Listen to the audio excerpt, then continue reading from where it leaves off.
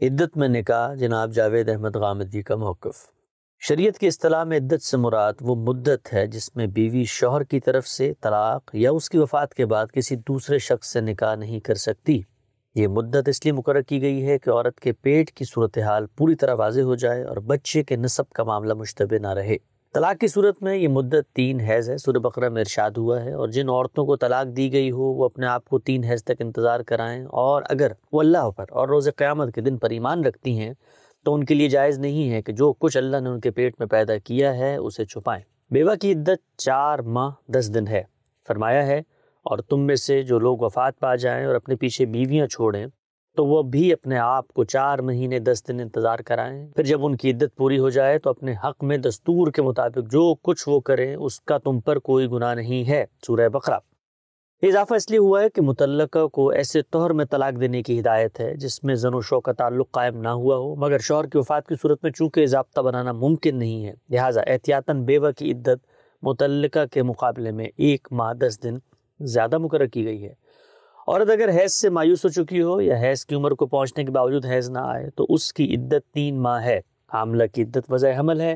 جہاں تک اس عورت کا معاملہ ہے جس سے نکاح کے بعد زن و شو کا تعلق قائم نہیں ہوا ہو تو اس کے لیے عدت کی کوئی پابندی نہیں ہے۔ ارشاد ہے، ایمان والو، اس لیے کہ جب تم مسلمان عورتوں سے نکاح کرتے ہو پھر ہاتھ لگانے سے پہلے ان کو طلاق دیتے ہو تو ان پر تمہاری خاطر کوئی عدت لازم نہیں ہے جس کا تم شمار کرو۔ سورہ احزاب۔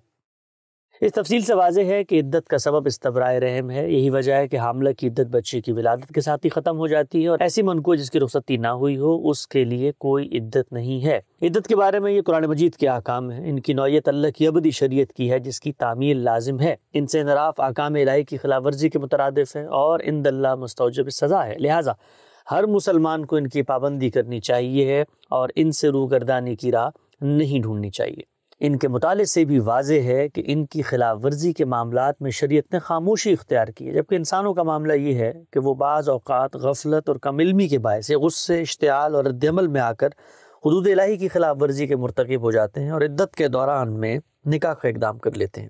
ایسی صورت میں سوال پیدا ہوتا ہے کہ شریعت کے احکام کی خلاف ورزی پر مبنی ایسے نکاح کی قانونی حیثیت کیا ہوگی اور اس کے نتیجے میں پیدا ہونے والے عملی مسائل سے کیسے نمٹا جائے گا؟ کیسے نکاح کو کالعدم قرار دیا جائے گا؟ اگر ایسا کیا جاتا ہے تو پھر عدت کی تکمیل کی کیا صورت ہوگی؟ حمل کی صورت میں بچے کے نسب کا تعین کیسے ہوگا؟ نگہداشت کا معاملہ کس کی ذمہ داری ہوگی؟ کیا ایسے نکاح کو جائز قرار دیا جائے گا؟ اس صورت میں خلاف ورزی کرنے والوں کے لیے کیا کوئی سزا دی جائے گی؟ اگر عورت حاملہ ہے تو اس حمل کو سابق شوہر سے منسوب سمجھا جائے گا یا نئی شوہر سے؟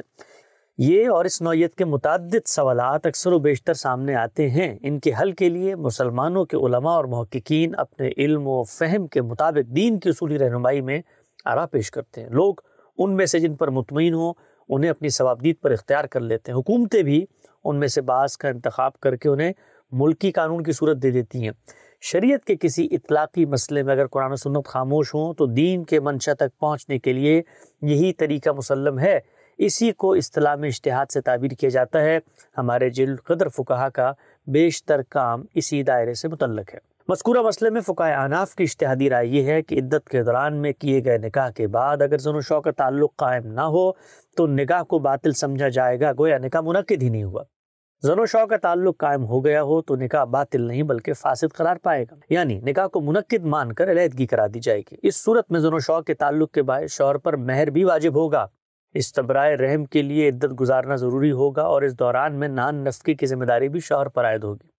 استاد مکرم جناب جاوید احمد غامدی کا موقف یہ ہے کہ عدت کے دوران میں نکاح کرنا اللہ کے حکم کی خلاف ورزی ہے، لہٰذا یہ صریح گناہ ہے اور اس کا مرتکب قیامت میں جواب دہ ہوگا۔ چنانچہ اس کا ارتکاب کرنے والوں کو نادم ہونا چاہیے، اللہ کے حضور میں توبہ استغفار کرنا چاہیے۔ معاشرے کو بھی ایسی روایات قائم کرنی چاہیے جو لوگوں میں اس طرح کی خلاف ورزیوں کی حوصلہ شکنی کرے۔ مقصد یہ ہے کہ شرعی قانون کی حرمت کسی حال میں پامال نہ ہو اور اس کی شان پوری طرح قائم رہے اور لوگوں کو احساس ہو کہ ایسی خلاف ورزی کوئی معمولی بات نہیں بلکہ صریح جرم ہے۔ جہاں تک اس نکاح کے قانونی پہلو کا تعلق ہے تو اسے منعقد سمجھنا چاہیے۔ اس کی وجہ یہ ہے کہ گزرے ہوئے وقت میں کیا گیا ایک عملی اقدام ہے جو امر واقعی کی صورت میں سامنے آتا ہے، نہ اسے لوٹایا جا سکتا ہے اور نہ ختم کیا جا سکتا ہے۔ ایسے نکاح کے نتیجے میں نزاعات کا پیدا ہو جانا بالکل بدیہی ہے۔ ان میں بہتر یہ ہے کہ اگر خلاف ورزی کا معاملہ خاندانوں میں محدود ہے تو اسے خاندانی سطح پر بھی حل کرنا چاہیے، عدالت میں لے جانے سے گریز کرنا چاہیے تاکہ لوگوں کی حیثیت عرفی مجروح ہونے سے محفوظ رہے۔ اس مقصد کے لیے خاندان کے بزرگ اور معتبر افراد اپنا کردار ادا کریں، علماء و فقہاء کی آراء میں سے جس پر اطمینان ہو اسے اختیار کریں۔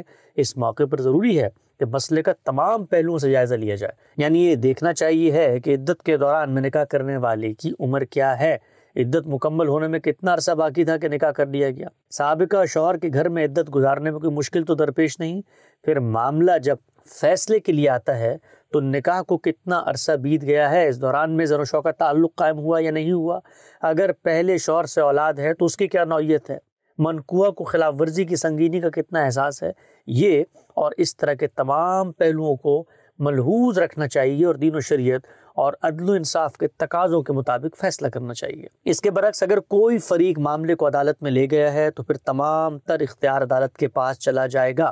اس موقع پر عدالت ملکی قانون کو دیکھے گی، اگر کسی فقہی رائے کو ملکی قانون کی حیثیت حاصل ہے تو پھر عدالت کو اسی کے مطابق فیصلہ دینا ہوگا، لیکن اگر وہ کسی فقہ کی پابند نہیں ہے تو تمام حالات کا جائزہ لے کر خود بھی فیصلہ کر سکتی ہے یا اپنی ثوابدید سے کسی فقہی رائے کو نافذ بھی کر سکتی ہے۔ عدت کے دوران نکاح، جناب جاوید احمد غامدی کا موقف۔